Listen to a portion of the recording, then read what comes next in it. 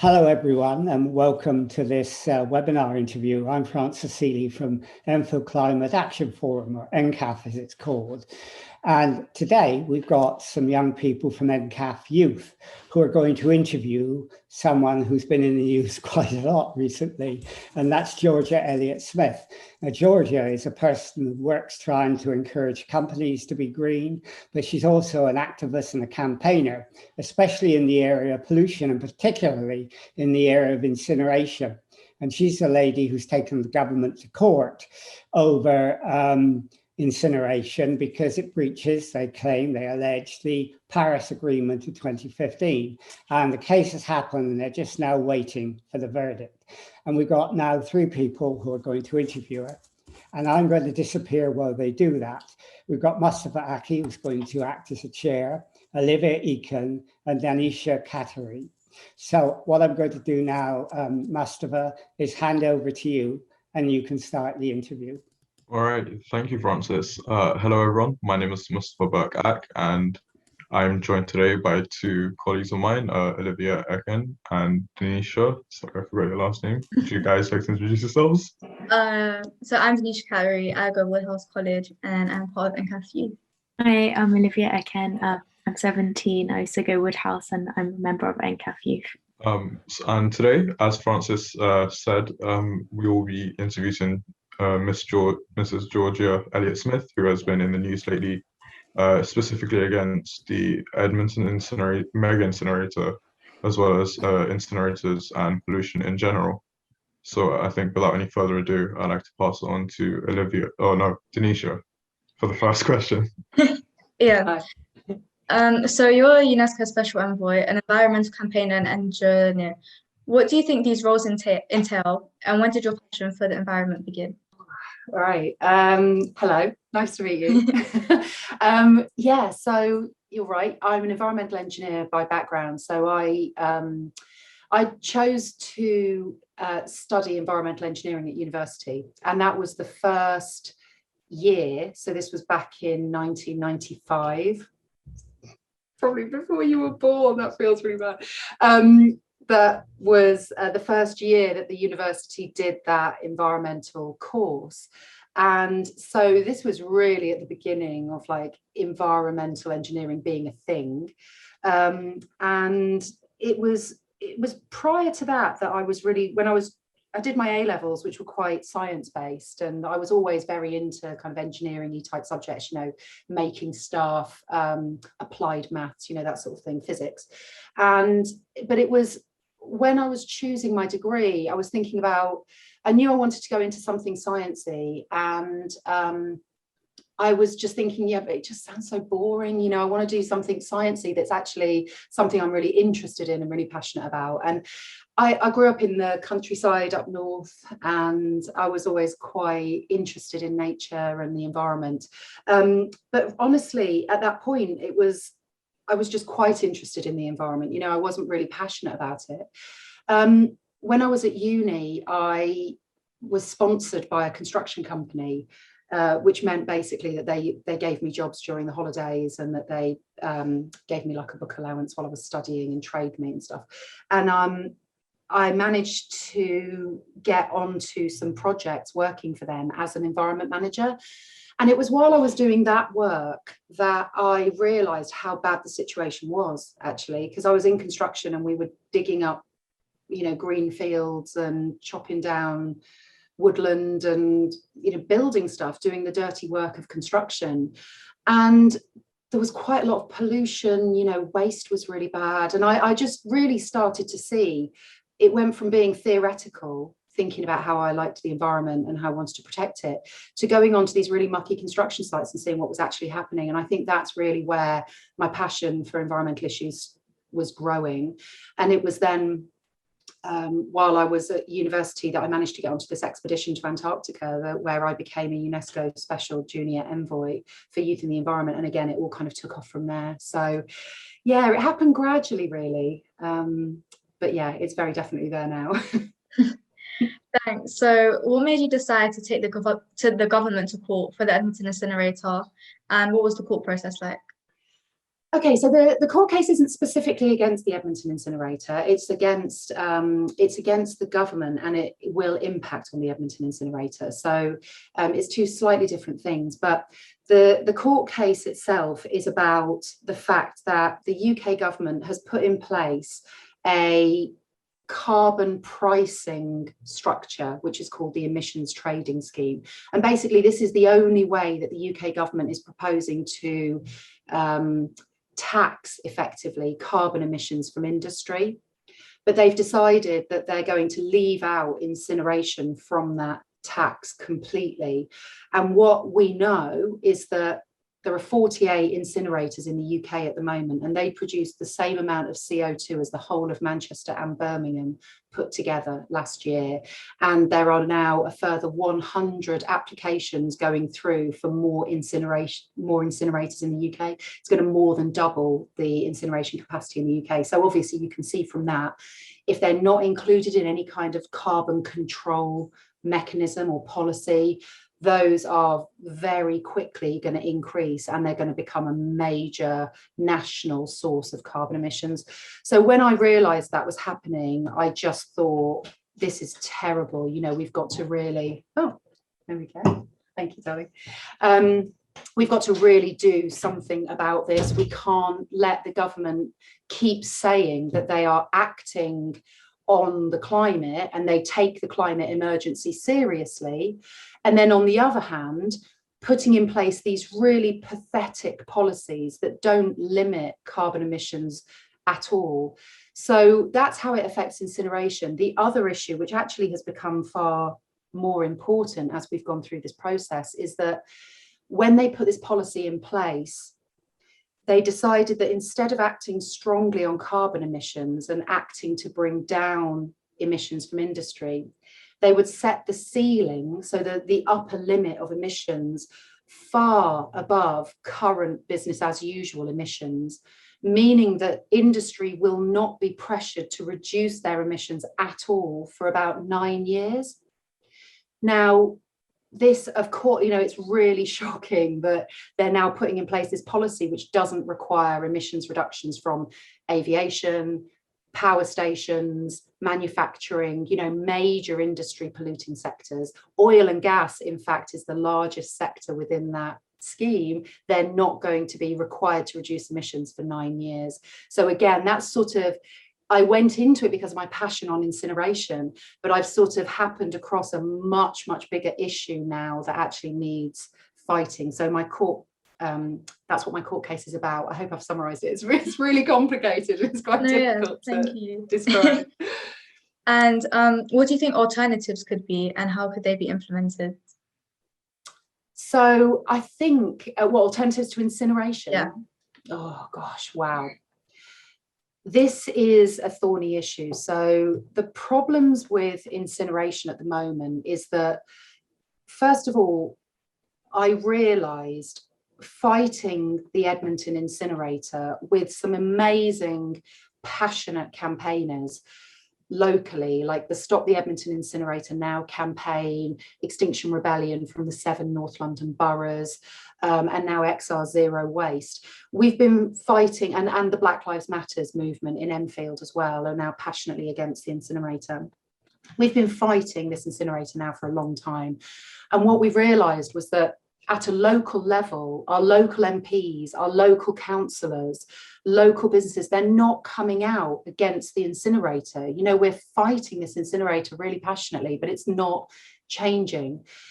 And that's because there are, unfortunately, a lot of local vested interests. There's a lot of momentum in the incinerator proceeding. And also the fact that the waste system at the moment is structured so that incineration is really the most economic option for getting rid of a mountain of waste that we're dealing with. And the source of that problem is the fact that over the last few decades, we've had no strong government intervention to stop masses of waste being polluted in the first place, being created in the first place. So you will have seen, just in your lifetimes, the amount of rubbish that we are creating is just, it's through the roof. You know, the amount of plastic packaging, plastic with everything, you know, like all of our takeaway food, all of our convenience foods, all of the stuff, you know, now Amazon deliveries, all of that packaging, all of that stuff, it's got to go somewhere. And it's not recyclable. There's not really enough recycling infrastructure in the country. There's a big landfill tax, you know, that's preventing waste mainly in this country going to landfill. So where is it going? And I don't think enough citizens are asking that question. The answer is it's going to incineration. And so these plants are being built all over the place to get rid of that mountain of waste. So the solution, in my mind, number one, we've got to turn off the tap for the amount of waste that's being created. The government's got to put in place a plastics tax. They've got to put in place some form of proper carbon taxation that drives the right behaviour, that stops all of this material being pumped into the waste system.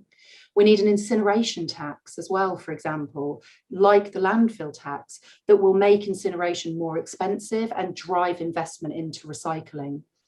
And like I say, you know, things like extended producer responsibility regulations, which mean that the manufacturers of materials, so your big corporates like Coca-Cola, PepsiCo, Unilever, L'Oreal, you know, all these people who are making millions and millions of pounds out of producing all of this plastic material in the first place, they ought to be responsible for the price, the cost of getting rid of that material at the end of its life.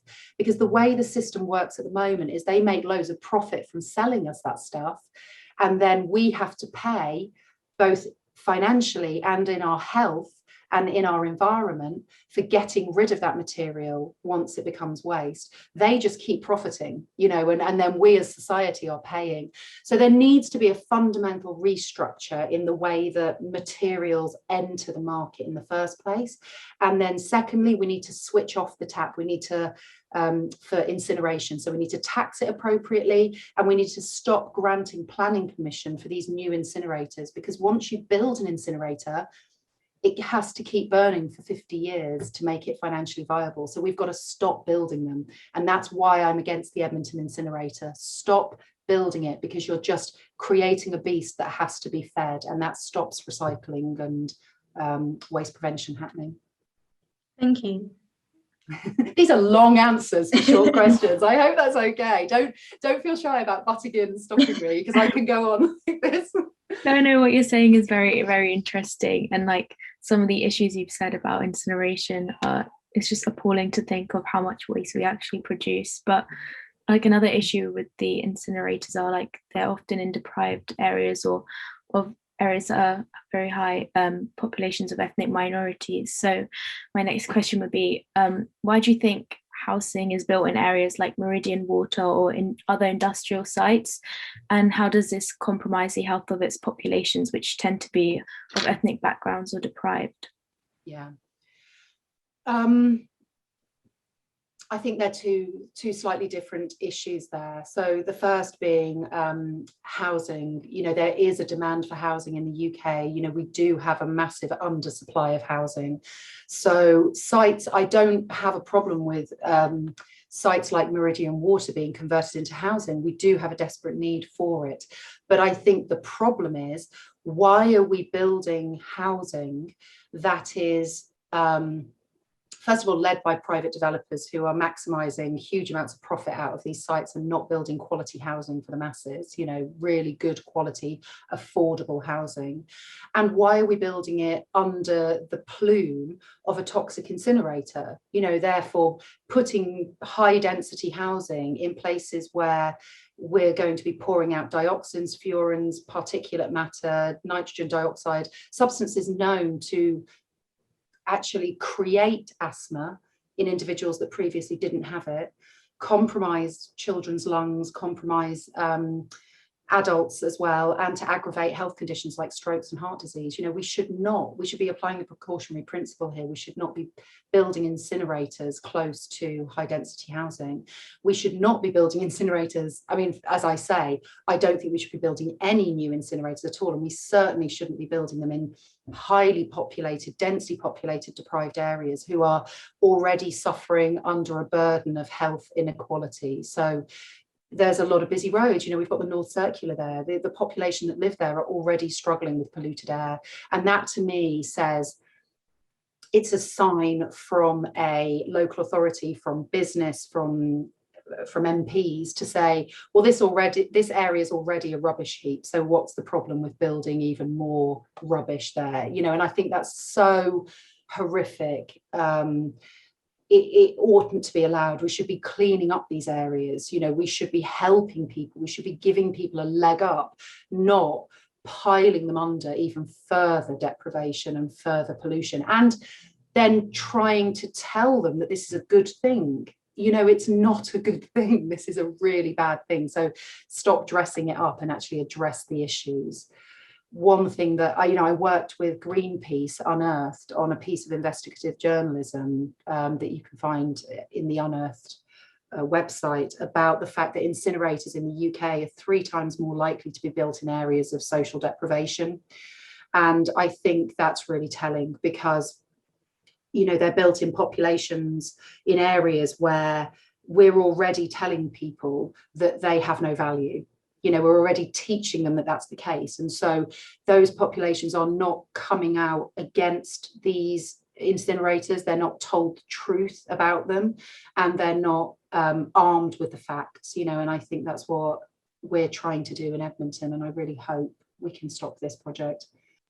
Yeah, I agree. I think there's a lot more that we should be doing to try and stop it, especially since people are just not aware of like the injustices that come along with incineration.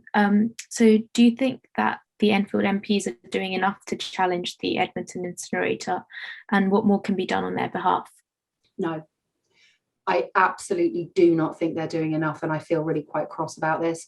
Since my legal action began, and I've been in various newspapers, I was on Channel 4 Dispatches about a month ago and so on, you know, over the course of the last 9 months, I've been contacted by numerous MPs around the UK from very far-flung areas, you know, from Northern Ireland, Wales, Scotland, from the north of England, all the way down to the south coast, have been contacting me to speak to me about incineration and to try and learn about what are the problems. Why should we be fighting incineration? You know, they're fighting incinerators in their local constituencies, and their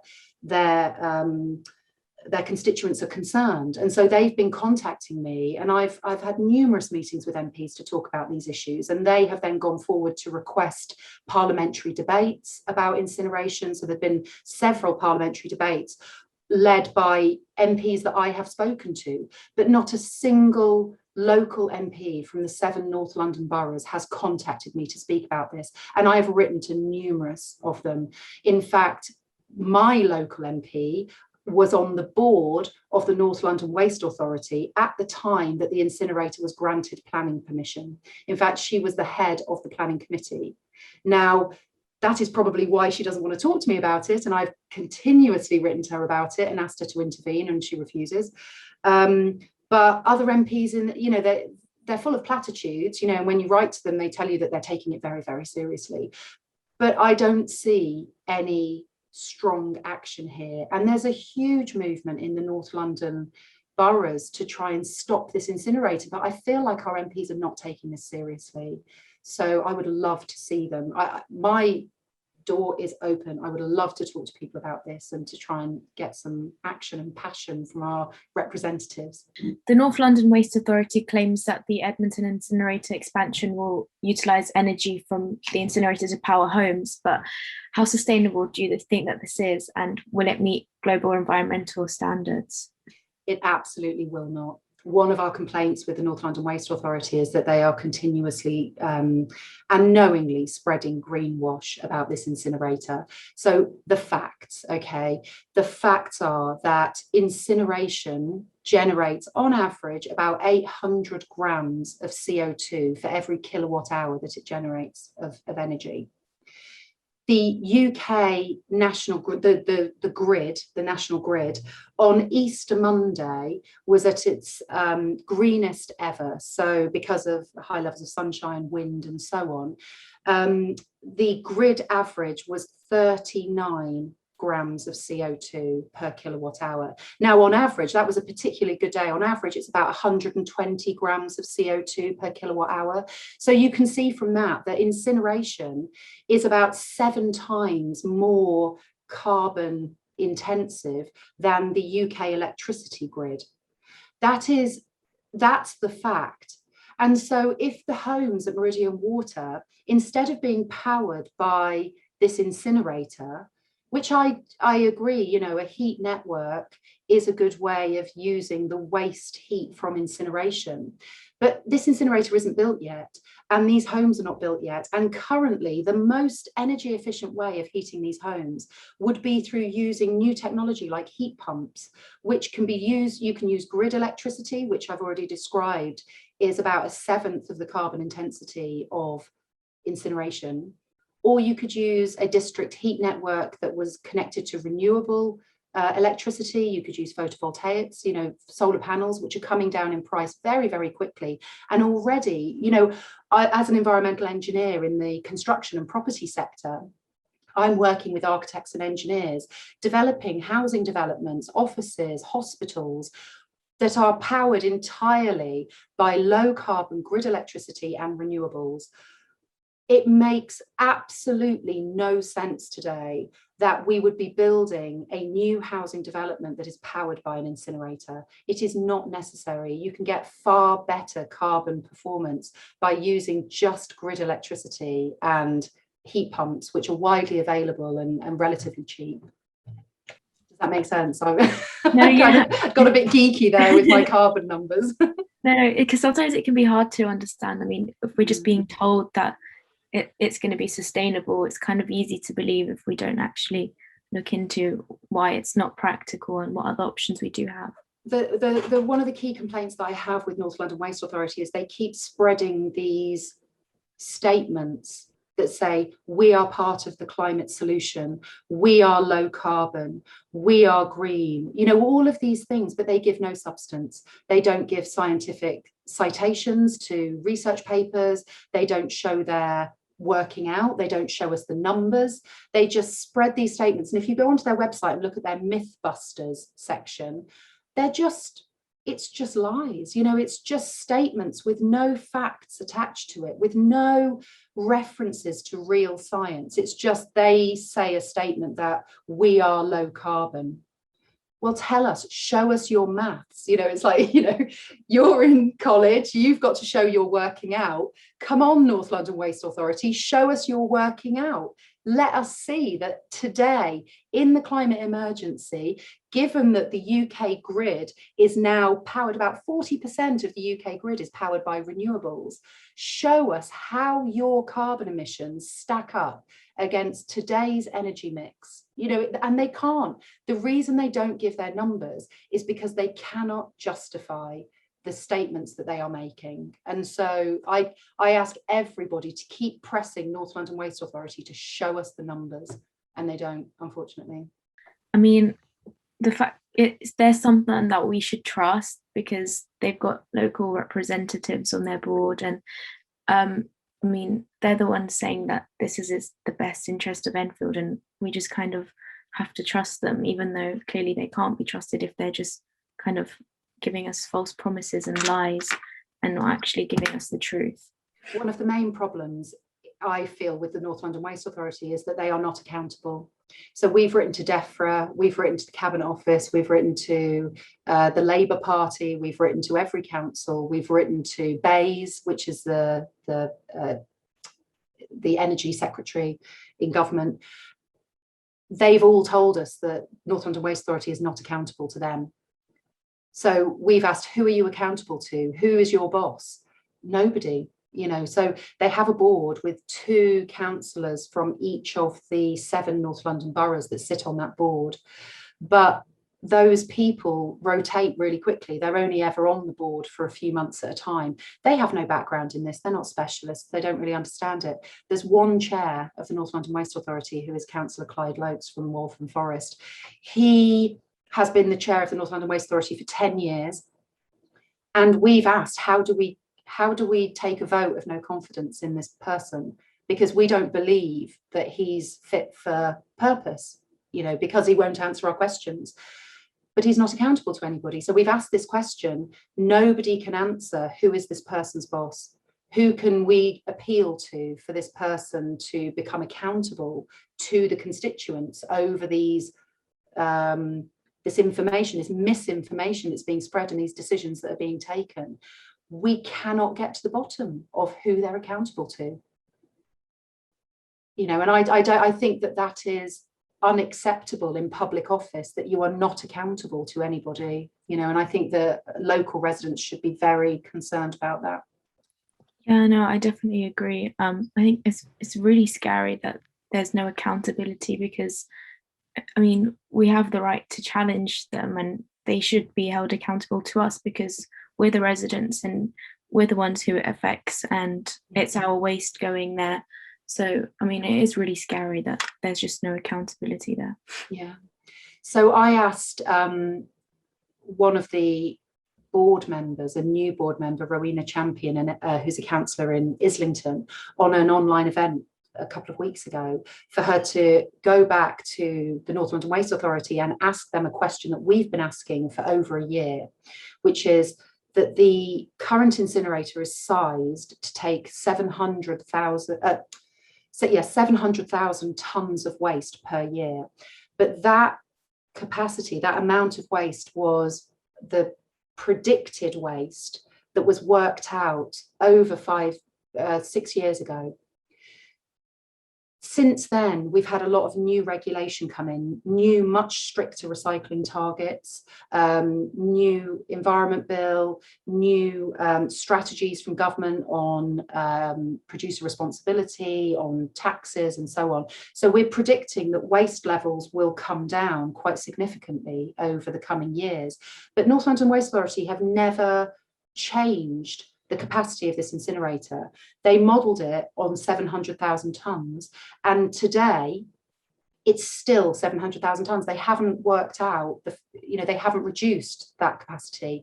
And we say that that's far too big, that actually it's 3 times bigger than the amount of waste that North London is actually going to produce. And they say, no, it's not, no, it's not. But we say, well, given that regulations and targets have changed, how can you justify this? You know, so I posed this question to Councillor Champion, and she promised to go back and give me the answer to that and give us the maths. I've heard nothing, and I've chased and chased and chased, and I've heard nothing. So this is how they work. They sort of tell you that they will answer your question, and then there's silence. So, you know, I appeal to all residents, all constituents, to write to your authority and ask these questions and demand that you get an answer, not just that they will look into it and get back to you at some point. Georgia, so far, I think we are approaching the last few minutes of the allotted time that we said we would have for the interview. So I think I just want to ask a final 1 or 2 questions. And the first one is regarding the mayoral elections coming on May 6th. Do you have any, do you think that the parties or any candidates have sufficient policies in terms of climate change on their manifestos or anything?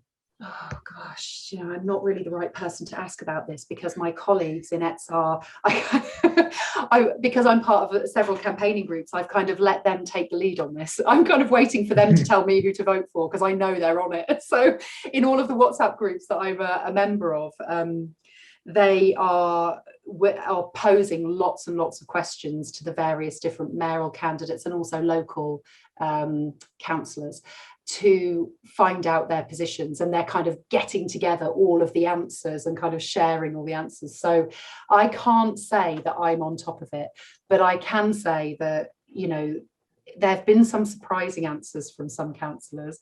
What I would say is, if you are if you're interested, then I can certainly, who can I refer you to? I think this might be an EnCaf thing. Maybe I'll share, if I share what I'm learning about the candidates onto the EnCaf group, then that might be a good way of keeping you up to date. Just as I think the final question, like to bring it all together, definitely we've heard the phrase "build back better" from the government several times over the pandemic. In terms of how we're currently doing for the climate and environmental pollution and all that. Do you have an optimistic outlook for the future following the pandemic?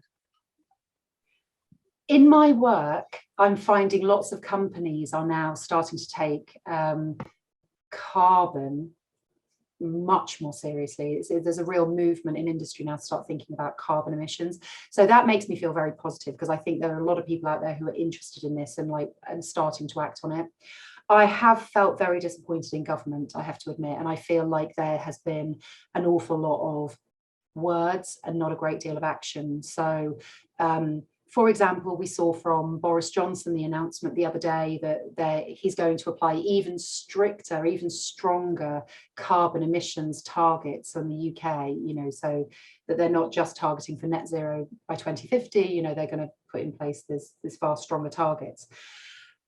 However, that was only days after his lawyers were in court with me arguing that they didn't have to take strong climate action and refuting my claims that their activities would not result in carbon emissions reductions. In fact, the statement from their barrister was that the wording of the Climate Change Act was such that they were only obliged to limit emissions, not reduce them at all. And by setting the limit, any limit, even if that limit is twice the amount of current emissions, then they were compliant with the Climate Change Act. Now, that to me is absolutely outrageous that they would be saying that on the one hand in court, and on the other hand be saying all of these great words about targets and ambition. Show us, don't just make these statements about we are ambitious and we have strong targets. How are you going to do it? We know from reports that have recently been issued that the government is not on track. There's no policy in place for them to achieve even the 4th or 5th carbon budget that was created by the Climate Change Committee. And now we're on to the 6th carbon budget, which is even stronger. They have no credible plan for achieving the net zero target. So we do need to hold our government accountable. I have hope that I think they can be held accountable, that I think people will start to see that the cracks are showing and they will start demanding action. But I think that we do need people to stand up and start holding their representatives to account. Definitely. Thank you very much, Georgia, for joining us today. Thank you to Olivia and Denisha as well for asking questions. And I think that's the end of the interview. Thank you very much. Thank you. It's lovely to meet you. Thank you. Well to meet so you much. It's so Thank you. interesting, everything that you've been talking about today.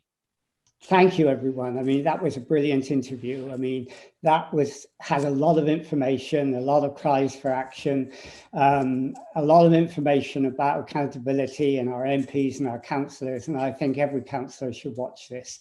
And I think, Georgia, thank you for doing it. It was brilliant. And thank you, all three of you, because I think your questions and the way you dealt with it was also brilliant as well. And, you know, you're probably the best interviewers we have.